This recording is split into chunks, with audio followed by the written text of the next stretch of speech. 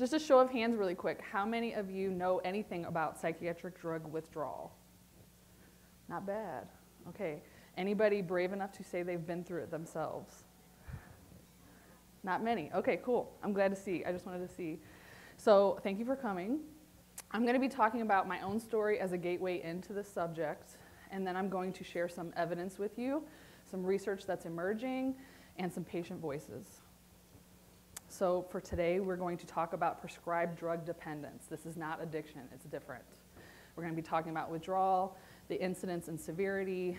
I'm hoping that you can take with you some things to bring to your clients to help get more informed consent and to help teach health literacy.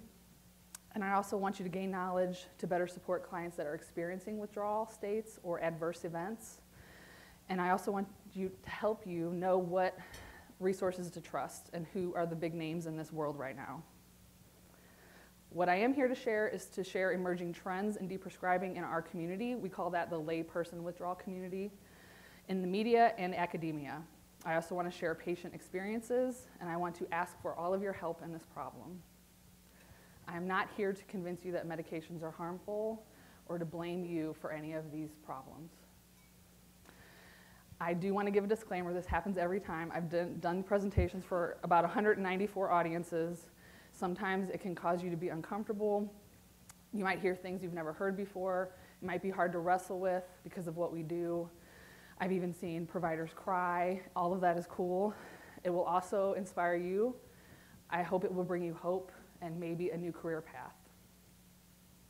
So this is me at age 24 in Baghdad, Iraq. I was a 24-year-old Caucasian female, 6 years, 8 months in the US Army, history of childhood trauma. But I was a leader in my unit. I was type A personality. I was the go-getter. I was always advanced in my career field. Basically what happened was in Iraq, I got extremely ill very quickly. Within a month, I went from 140 pounds to 100. You could see my bones, my rib cage, my cheekbones. I was vomiting, passing out, low-grade fevers, increased heart rate. I did not know what was happening to me. I was also running convoys in that state through very dangerous areas of Baghdad in 2003 at the very beginning of the war. So I thought either I'm going to die from this illness that I have, that I can't get treatment for in theater, or I'm going to die from an IED or a small arms fire or something. So as you can tell, that is a massive amount of trauma for a 24-year-old to handle. So, of course, as anyone would, I was so sick that finally I had a change of command, and the commander said, "You're going to die, you need to go back to the States." I was medically evacuated to Germany. The day after I arrived in Germany, my convoy was hit by an IED, and so I greeted one of my soldiers in the hospital. At that moment, as he was telling me the story and explaining how he got a Purple Heart, I could not hold any more trauma. My body just said, no, that's it.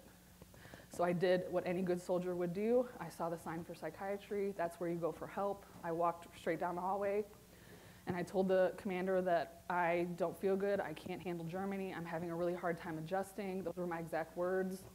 I was put on a benzodiazepine that day. What happened after that was 13 years of polypharmacy.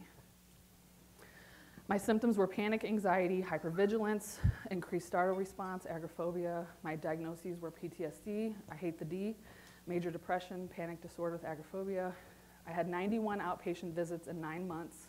I had 30 days in an IOP program, and it was pretty quick polypharmacy. It was clonazepam, then Paxil, then something for sleep, then an increased heart rate. It happened very quickly. This is my medication list for the next 13 years. I was given more than 40 psychiatric drugs. I didn't leave my house for 4 years. I had dreadlocks in my hair because I didn't take care of myself. I lost all my friendships. I lost my marriage. I lost my career. I was a professional patient. My entire life revolved around you all in the audience. I went to your appointments. I did everything you told me to do. I constantly sought treatment, like, help me, what is wrong? Something is wrong, I don't know what's wrong, help me. I read 300 self-help books, I attended AA meetings, I went to veteran retreats, I did EMDR, I did CPT twice, I did CBT, anger management, prolonged exposure therapy, EFT, biofeedback, neurofeedback, I've done all of it. And not one time did somebody say, it could be the meds that you're on. Finally, in 2006, I met a psychiatrist who said, who put you on all this? At that time, I was on 18 at the same time. He put me in the hospital. The next day, I was cold turkeyed off 10. I hallucinated. I heard voices. I was terrified. I did not know what was happening to me. I literally thought, I have schizophrenia now. Put me away. It took me another 10 years to unravel this polypharmacy. I did most of it with very bad medical supervision. Cold turkey off of this, add this, let's try an antipsychotic, let's try Paxil, let's try Prozac. That is how this list became. Finally, my last 3 drugs were Cymbalta, clonazepam, and Ativan. I tapered the Cymbalta for 2.5 years. That was a successful taper, believe it or not, 2.5 years to get off the SSRI. Then I was cold switched from Klonopin to Ativan. I was on 3 milligrams of Ativan a day, tapered down successfully to 1.25, which is a small dose. And when I went from 1.25 to 1, all hell broke loose. I was a college student. I was a statistics tutor. I had a 4.0 GPA at Washington University in St. Louis. And I went from being able to focus and tutor and mentor other students to I can't walk or take a shower standing up for 2.5 years. That last withdrawal, it started as increased intrusive thoughts, then it went to suicidal thoughts, then it went to suicidal urges, then it went to homicidal urges. I was then diagnosed again with agitated depression. Then they said, let's try lithium. I said, I'm done. I can't do this anymore. I've done everything you've told me to do. At that point, I got extremely disillusioned with the system. I thought, the last thing I need is another diagnosis. I have all of them. I've tried all these drugs. I've done all these therapies. I'm done. And when you reach that point, you almost become more hopeless because you think, I know that I gave this a go. I tried everything they told me to do. It's not working. I'm worse than ever. So then I did healing on my own terms. After that cold turkey, I was off of everything. This was 2016, 8.5 years ago. I learned very quickly that if I reported any of my suicidal or homicidal thoughts, I would be hospitalized and remedicated. I also came to the conclusion, either I'm going to heal from this, or I'm going to die from this. I don't really know what's going to happen. It made me question everything I knew about mental health. I learned how to suffer well. I knew I was suffering a level that you all, I hope you never experience. Sorry.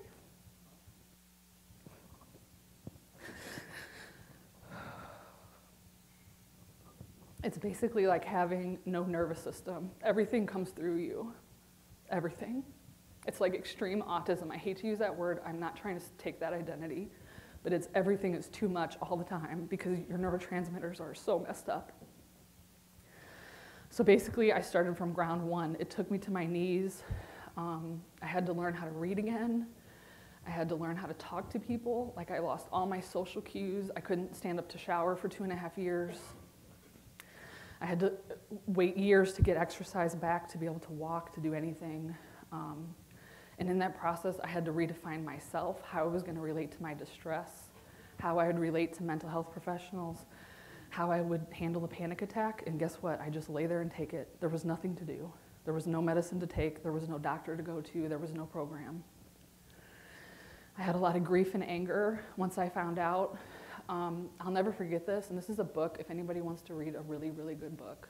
It's called Anatomy of an Epidemic by Bob Whitaker. I couldn't read, but I could listen, so I listened to the audiobook, and I was walking across my living room in a frantic, like, terror state, and it just dawned on me, oh my God, I was never mentally ill in the first place. I had a reaction to the trauma that I faced as a 24-year-old. None of this should have happened, and there is nobody coming for you. You have to fix this. I made meaning out of my experience, and I went on to help others that were going through the same thing. I also kind of live by this. This will probably be my next tattoo, but memento mori. It's a constant awareness that life is very short and very precious, and your health can be taken at any time. So there was a hamster wheel that I was on. I then got diagnosed with bipolar with psychotic features, agitated depression, generalized anxiety disorder. I spent thousands of dollars in testing and alternative practitioners like chiropractors and energy medicine and blah, blah, blah. I did retreats, 13 years of therapy. I was on disability for 18 years. You might think my story is extreme, but it is not. I now have a coaching business for people coming off. I run 21 support groups per month. I see people from Bulgaria, Tasmania, New Zealand, Australia. It's an international problem. I am full and booked until literally August. That's how overwhelmed I am. So let's talk about psychiatric drug withdrawal. So more than half, I looked at the statistics again this morning, it's about 50% of people will experience antidepressant withdrawal. Half of those will say it's severe. Withdrawal effects can last several weeks to months to years. It took me about 3 years before things started to just calm down a little bit. I'm not exaggerating. The guidelines that we have for clinical practice guidelines deeply underestimate and do not teach you how to do this. And I will get to a slide later about that. And there are very few professionals who understand. So it's some typical withdrawal symptoms. Think of it like this. Whatever the drug can do, when you come off of it, the opposite might happen. So if you're on an antidepressant, you're going to probably become extremely depressed. If you're on anti-anxiety medication, you're going to have terror and panic. That is how drugs work. So some of them, the way that I say, and there's a slide about this, about the flavor of this, but it's not just like I'm depressed or I'm anxious. It's like I feel tingling, my skin is burning. They will report things like this, like I just don't feel good. I don't know what's wrong. I don't have feelings. Something's wrong. Like I don't feel good. But nausea, vomiting, a lot of PSSD, which Dr. Healy will talk about, all kinds of physical symptoms. It's not just mental. So through my story, what happened was when I was 10 months off of all the drugs, a film company found me while I was healing, and they flew to my house and begged me to be in a film, and I was like, no, I'm probably going to kill myself. That's not going to happen. Because I just kept thinking, I don't want to be in a film, and they show everything that I'm going through, and then at the end of the film they say, oh, Angie was a great person, but she killed herself. And I just could not, I didn't want to do that. So they basically talked me into it. And they said, you know, you had a military career, you're articulate, you can explain what's happening to you, like we really need you. So in a bittersweet way, it kind of saved my life because every 6 months they would come back to check on me and they would interview experts and then they would say, okay, Bob Whitaker said you're gonna get better. You're gonna be fine. I'm like, are you sure? Like, and I put some stickers and stuff. It's free on YouTube right now and it went viral in the last couple weeks, so please watch it if you haven't. But it really kept me going through that healing process and knowing that I was not crazy. This was a real thing. So in that process, I did 180 film screenings all over the world with panelists and psychiatrists and therapists, and we had different focuses on trauma and addiction and all these other things. When I was about 4 years off, I jumped in an RV, you might have seen it parked outside, and I took off on the road because I couldn't fly in an airplane. And I traveled around the country doing film screenings in little communities and meetings like this and therapists and all kinds of stuff. In that process, I heard thousands of patient stories. I learned about the scope of this problem, just parents not knowing, like, my kid is 8 and they put him on an antidepressant, but now he's worse. And now my teenager is hanging from the chandelier. Like, what is happening? Like, I don't understand. Is this mental illness? Is this the meds? Like, what is it? There's a lot of confusion, a lot of people like, we just don't know. A lot of people trying the treatments and they're just not getting better, so like, what is happening? So I just really saw the scope of the problem.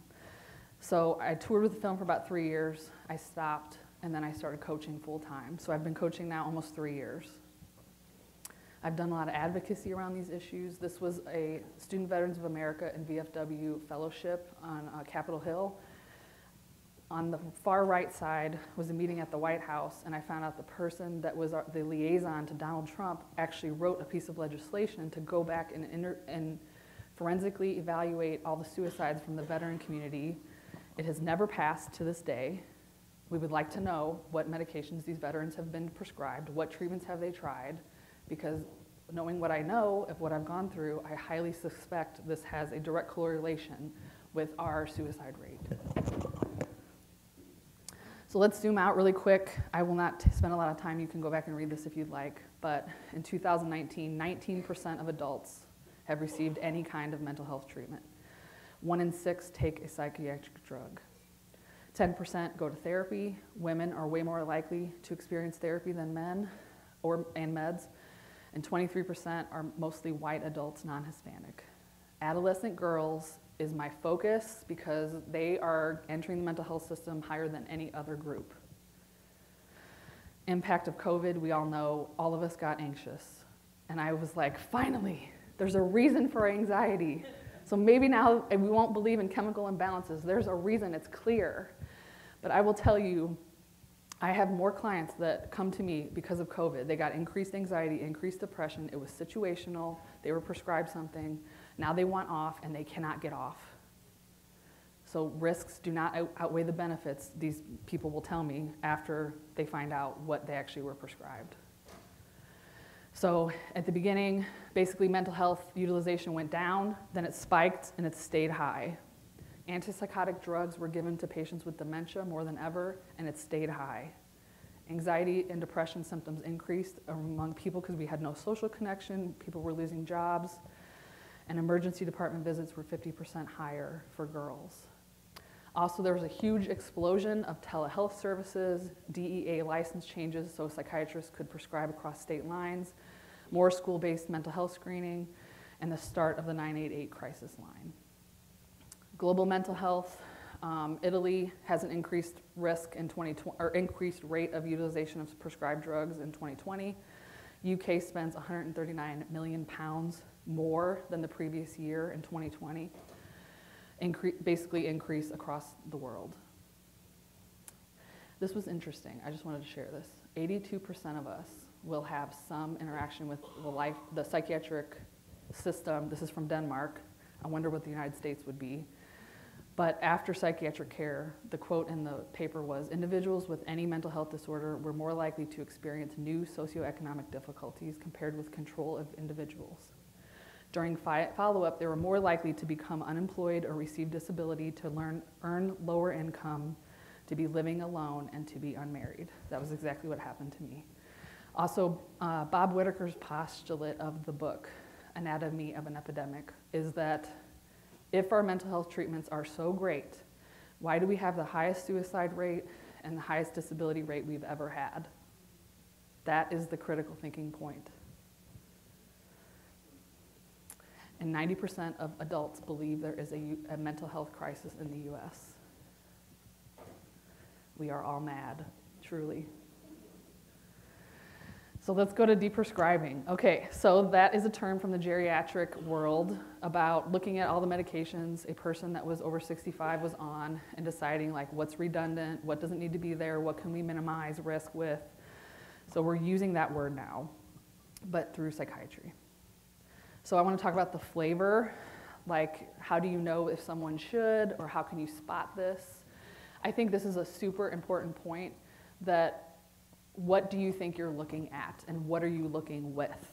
So if you were looking with DSM-5 and you were looking at mental disorder and addiction, whatever bias that we have, we will see what we hold. So someone like me, obviously my obvious bias is people that are harmed by the mental health system. That's who I see every day. Not everybody is harmed, not everybody's harmed all the time, obviously. You have to keep that awareness. However, someone looking at me at that point in time was saying, this is generalized anxiety, this is that. They did not see this could be medication related.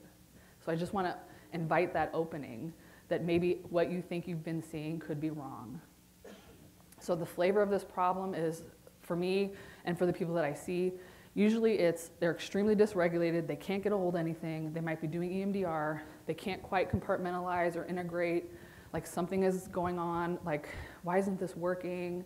They're highly anxious, they could be agitated, they've done tests, they can't find anything wrong with them. They will say things like, I feel really bad, my meds aren't working, something is broken. Usually they've had recent changes in medications. Sometimes even if you skip a dose or skip a couple days on a weekend, boom, you dysregulate your nervous system. Hard to get that balance back. The thing I see the most, I just need to say, is detox facilities, psych wards. Like if a patient goes and they're like, I don't feel good, and they try to adjust the meds, they start throwing a bunch of meds at it. The person comes out worse and on more meds than they went in. That is happening more than ever. Then these people get out and they're like, now I'm in worse shape, great. And now I have 3 drugs to taper instead of 1. So that kind of stuff really screws people up. I just want you to know about that. They report strange physical sensations, so it's not just I'm just anxious or I'm depressed. It's like I feel burning and tingling, and I get brain zaps, and my head feels like it's exploding, things like this. And a lot of people, especially with akathisia, which Dr. Healy will talk about, they speak in metaphor, so they'll tell me like, I feel like I'm plugged into a light socket, I can't stop moving, I feel like I could run a marathon, I feel like Hulk Hogan. They say things like this. It's very metaphorical. Because it's these insane sensations, there's like no words. So they try to put words on them, and sometimes that can sound weird, but. And here's always the argument, these medications work. I thought mine too. I did, I really did. I gave it the college go. And I think if you would have asked me 9 years ago, I would have told, 6 months before I came off of everything, not by my own choice, I would have told you these meds helped me, they saved my life. I could not get through school without them. I would be dead. I would have said all those things. So here I also want to invite a little opening. We don't know who meds work for, how long, and when that changes. We don't know for who, for what dose. You can give the right dose at the right time to the right person. That still is not a guarantee. Also, people change their mind. So for how long do these meds work? Sometimes I think we can give credit where credit's not due. Like I had somebody tell me, Angie, maybe you did well in school, not because of the meds, but in spite of them. And I was like, oh, good point. It's not just placebo effects. So you know there's a lot of research lately about antidepressants are no better than placebo. They're not just a placebo. They do have side effects. They do have risk profiles. They do have withdrawal. So even if we're thinking this is just placebo, it's not benign. So some patients want off. To me, this is a human rights issue. They have physical symptoms. They have sexual dysfunction. They want to know who they are. I ask every client I talk to, why do you want off? I need to know why, because I need to pull on that when you're really, really suffering. But you need to know why, because you can't just do this haphazardly. This is not an overnight thing. Mostly they will tell me, I want myself back. I don't feel like myself. My uncle died and I couldn't cry. Like, I want my feelings back. There's reasons. So people have reasons, and they're usually pretty good. There's also pregnancy. I think I see a large cohort of people women that are put on as teenagers, and now they're 30 and they want to get pregnant, and they're like, why didn't anybody tell me this? Now I want to breastfeed. Now I have to spend 3 years coming off an antidepressant just to get pregnant. I don't want to wait. I've had somebody recently, she was 36, and she's like, the clock is ticking. I can't wait. I have to do this, and knowing the risk now. That's a whole other line of research you can look for. This is the other thing I really want to talk about. A lot of professionals will tell their patients, I've never seen this before. You are super sensitive to medications. This is not a thing. Withdrawal does not exist. A lot of gaslighting kind of stuff. But I think the reasons they don't see is because, first of all, we're not asking the right questions. Secondly, a lot of patients run. The minute they sniff that you don't get it, they're gone. They're not going to come back and tell you, especially if they're tapering, because they're so scared that you guys are going to yank their prescriptions. So if I tell my doctor that I'm tapering, they're going to stop my prescription. I need that. So they're very creative in the ways that they ask about this. And if they, like for instance, I tell my clients, just ask, what do you know about antidepressant withdrawal? Just ask an open-ended question. Wait for their answer. However they answer that question is going to tell you everything they need to know. If they say you can be off of this in 2 weeks, run. If they can say you can taper at your own rate as long as it takes, I'm here to support you, that's a good provider. So patients have learned this. So this is not addiction. I know we both end up in the same place with the withdrawal state, but there is no 50-year-old women on the corner buying Prozac, first of all. It doesn't happen. In fact, it's like the opposite of addiction. The people I work with, they don't want these meds. They want off now. And I always go like this, and I say, I get it. You think this is poison. You want off. But if you do that quickly, you're going to want to jump off a bridge. So it's like a delicate balance between poison, and I have to do this safely. Also, I just wanted to say there's more patients utilizing mental health services than ever. There's no informed consent. People are not being told there's a withdrawal state that could happen. This could take you years to come off. They have no clue this is a thing until they start to have trouble. Also, there's no exit plan. when being prescribed a medication, I think it's basic human right to say, how long am I going to take this? How am I going to know when it's time to come off? How would we do that? That discussion should be had at the time of prescription. So this is from Nora Volkow. I used to think she was my hero at NIDA, but she basically says that the language of addiction and physical dependence, it's observed also with psychoactive medications such as antidepressants and beta blockers. So NIDA knows this, but later it says it's confused among clinicians regarding the difference between dependence in a DSM-4 sense, which is really addiction, and dependence as a normal physiological adaptation to repeated dosing of a medication. So when you take something every day, your brain changes. That's how it works. So we can't expect you come off of this and your brain's just going to be normal again. That is not how science works. Okay, that is where the withdrawal is coming from. It is not from a patient who's abusing their medications. It's just the way the brain works. When you drink coffee and you stop, you're going to get a headache for a week. So addiction versus dependence also, it's just not the same. So you wouldn't put someone in a 12-step group and say, I'm powerless over my Prozac. Let me make a list of all the things that I've done wrong and all the people that I've hurt, and let me go make amends. No, that's not. They were taking Prozac as prescribed. Some of them will report to me like, I was put on in high school I had a really bad breakup, and 30 years later they're still on Lexapro. And they're like, why am I still on this? I got to get off of this. So they don't need a 12-step plan.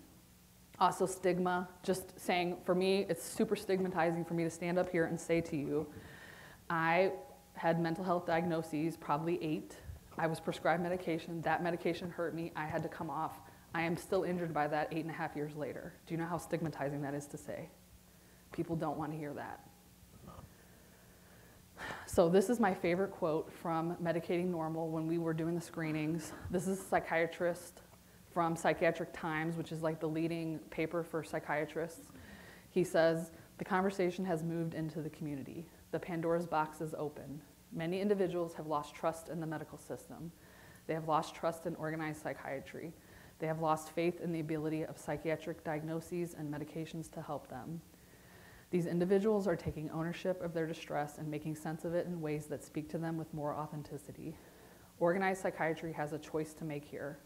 It can continue to pretend that everything is hunky-dory, and it can continue to dismiss the experience of harmed patients as anecdotal evidence, or it can begin to acknowledge the reality of harmed patients, the myriad ways in which we have ignored them and let them down, the ways in which we have allowed the profit and greed of pharma to corrupt our science, and the ways in which we as a profession are failing to offer narratives to our patients that do not reduce their existence to disease and disability. So everybody says don't Google.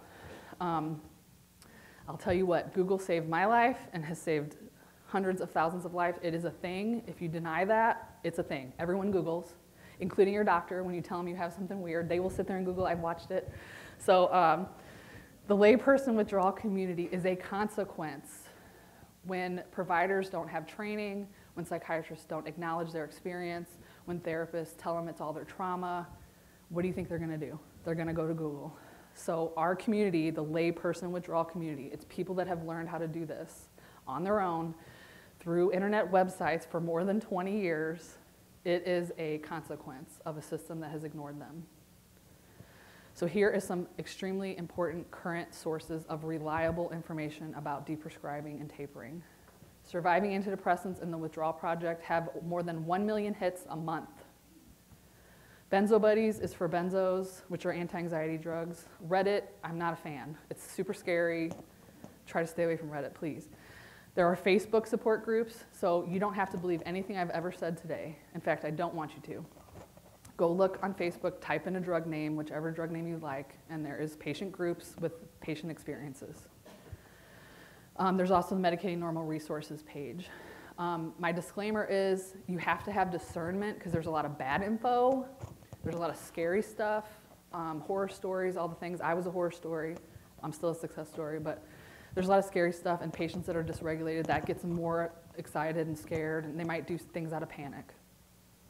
So this is our withdrawal community growth in 2023. I just want to bring attention to Benzos are going up like 15 to 30% a year. People trying to find resources on how to get off benzos. Lamictal is higher, Seroquel is higher. I see Seroquel being prescribed more than ever, especially to like women. And they're not being told that it's an antipsychotic and that it's really hard to get off of. They're just like, take this for sleep, take this because your antidepressant isn't working. And here is some withdrawal wisdom. Obviously, I'm not going to get super detailed, but I got you guys a 20% off discount on the leading book in this area. The flyers are on the back table, but I'll get to that in a minute. So this is the wisdom that patients have figured out on their own, being creative on how to taper psychiatric drugs more safely than being cold turkeyed and taken off quick. So most choose to reduce one drug at a time if they're on a cocktail. Usually that's the most stimulating drug first, the one with the most risky profile, like antipsychotics. They'll do that one first. They do 5 to 10% of their current dose, which is a hyperbolic taper. So instead of going like this, like you're walking down steps, they're going like this. And I'll say why in a couple more slides. They listen to their body. So I like to think of it like Pink Panther, like you're trying to sneak off the drug and don't let your body know what you're doing because it will adjust as you go. But it's really like a waltz. They cut a little bit, they back off and wait. They feel ready, they cut a little bit more, they back off and wait. It's kind of like that. You don't want to do anything quickly. They always get medically checked, so like make sure there's nothing else going on, make sure you don't have deficiencies, check, do your due diligence, and we also protect our nervous system. So we try to avoid extra drugs, extra supplements, IVs at the hospital. That can complicate things. A lot of people are hypersensitive. They get super bad drug reactions. It can make the whole thing much worse. They need lots of support. I tell them, even if you need a therapist just to talk to this about, to share your suicidal feelings with, that they won't hospitalize you, that is a good thing. But doing like intensive trauma work while you're so dysregulated, probably not a good idea. And they are extremely careful with their interactions with medical personnel. They don't want to be hospitalized. They don't want 911 called because they're suicidal. They just want to talk about it. And they take holistic approaches to healing. So acupuncture, massage, anything that calms the nervous system. Low carb diets, some are vegans. I'm not a fan of one or another, just stop eating junk. You need spirituality, you need meaning, and lots of peer support too. So here is the leaders in the field right now of deprescribing sciences. Mark Horowitz, he wrote a book called The Maudsley Deprescribing Guide, which most psychiatrists have the Maudsley Prescribing Guide. This is the companion deprescribing guide. That's the 20% off I got you in the back. Adele Framer from Surviving Antidepressants, she's had that website for almost 30 years. All patient case histories of people tapering and being successful. Joseph Witt-During used to work for FDA, writing drug pamphlets. He now runs a deprescribing service. It's concierge and very expensive, so usually I don't send people to him, but he's out there. Anders Sorensen did a bunch of research and he wrote a book about deprescribing, The Withdrawal Project. Outro Health is a startup from Canada that has just moved to the US and started onboarding people with pretty simple, straightforward tapers of antidepressants. And there's Institute of Psychiatric Drug Withdrawal, taper coaches. I'm like a healing coach. I do not practice medicine. I do not tell people what to do with their taper. Usually they have either figured that out or they have a doctor they're working with. But the most important thing is that people are learning from their patients. They are listening. They are not telling them what to do. Part of that is the problem that we got into when we got here. Someone told you to take medications, you didn't read into it, you didn't know what you were prepared for. That's not to say it's their fault, but this is more self-directed and patient-led. So these are the two most important books if you're gonna invest in anything. The book on the left is from Swapnil Gupta. She's a psychiatrist from Yale. She used to run a deprescribing clinic at Yale. I like this book because she takes apart any reason a provider could find not to deprescribe and she like unravels it. And it's just fascinating. She also talks about how to do it safely. And then the book on the right is the one I keep mentioning. It's for the 20% off in the back. That just came out in February. This one's for therapists especially. It's from UK. It's free online, but it's how to talk to clients ethically about psychiatric drugs. So I'm an MSW. I know most of you are LPCs, whatever you are. They tell us do not talk about meds at all. It's off limits. I have a problem with that. That's why I'm not licensed. I have a problem with that. That's part of my client's context. They have an attitude toward that. I am not here to coerce anyone or tell anyone to come off meds. That absolutely off limits to me. But if a patient wants or a client wants to talk about that, I should be a safe place for that to happen.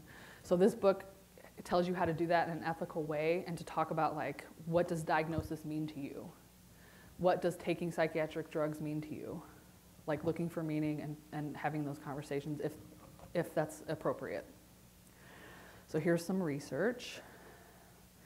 Basically, of all the 21 clinical practice guidelines, 71% recommend they're tapered gradually or slowly, but none provided guidance on how to do that or how to distinguish withdrawal from relapse.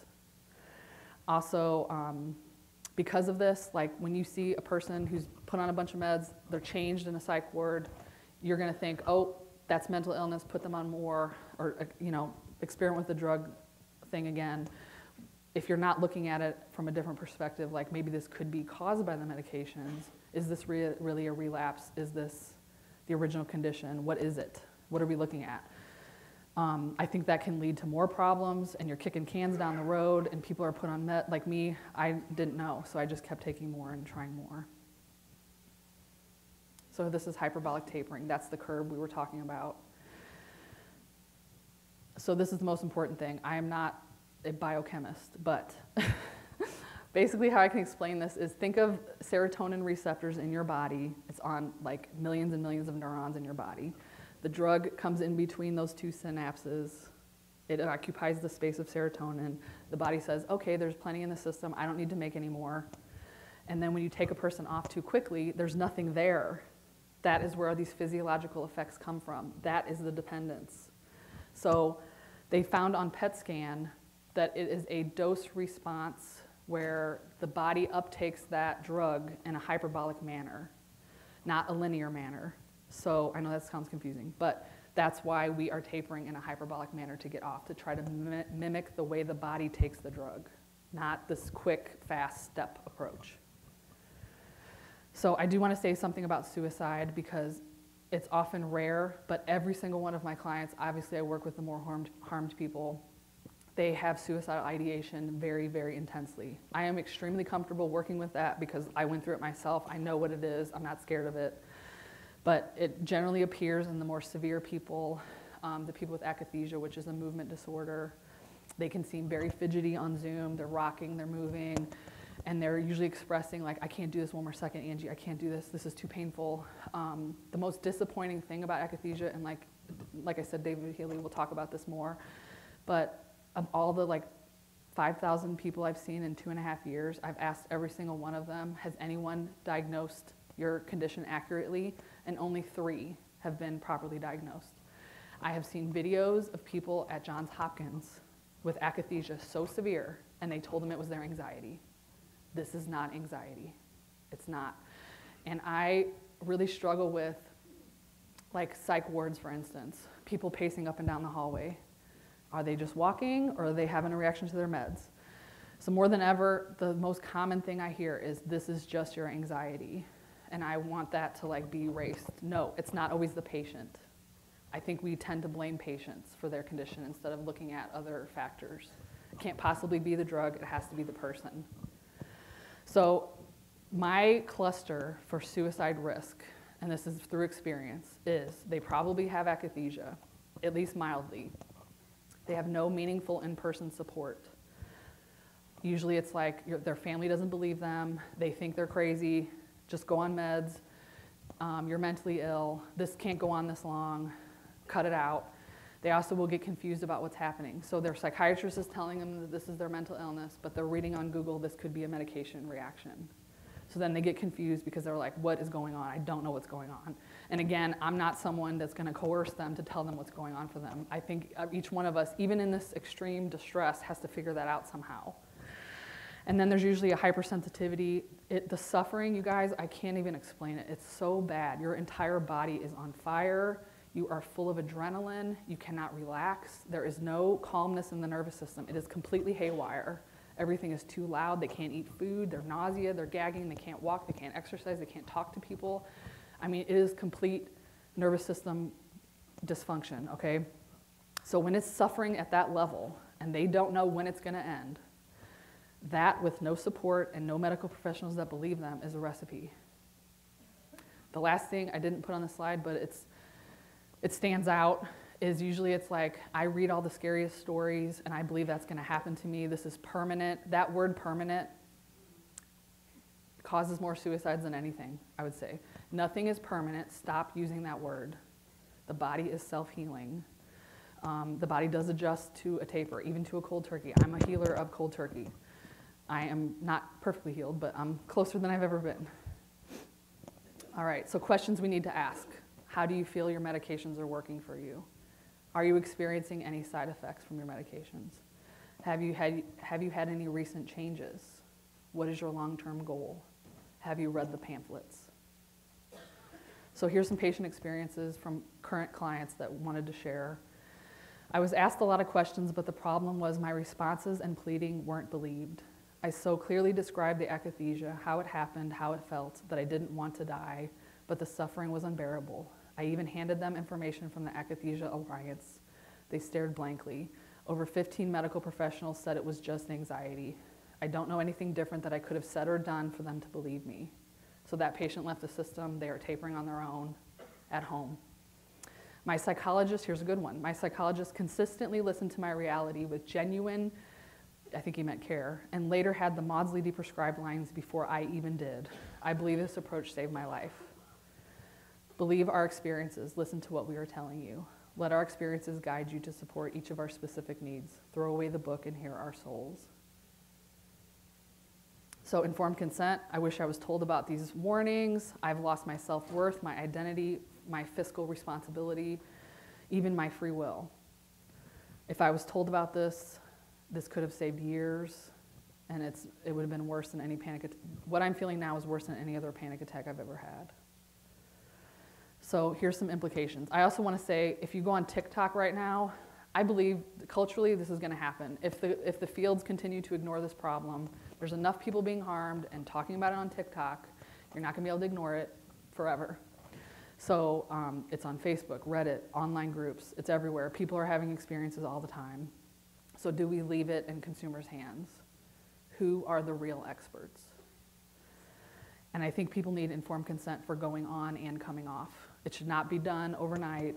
I mean, the way I work with people, it's like, we need to get your diet together, your support system, like, you need to read about this and this and this, and let me talk to your doctor, let me talk with your therapist, and shared decision making. So we want you, for safer tapers, shared decision making, less pathologizing of people's experience, informed consent, choice. People want choices. They don't want just, here's a med. You know, the therapist tells them, I can't work with you, you need to get on meds first. I think we should be less afraid to say, I don't know. I don't know what'll help you, but I'm willing to, you know, explore that. And also we need to learn how to identify adverse effects and how to help so that it doesn't further harm. And we also want you to become a referral source. So here's all my references. Like I said, don't believe anything I said, please. Go look for yourself. But that is my presentation. Thank you so much.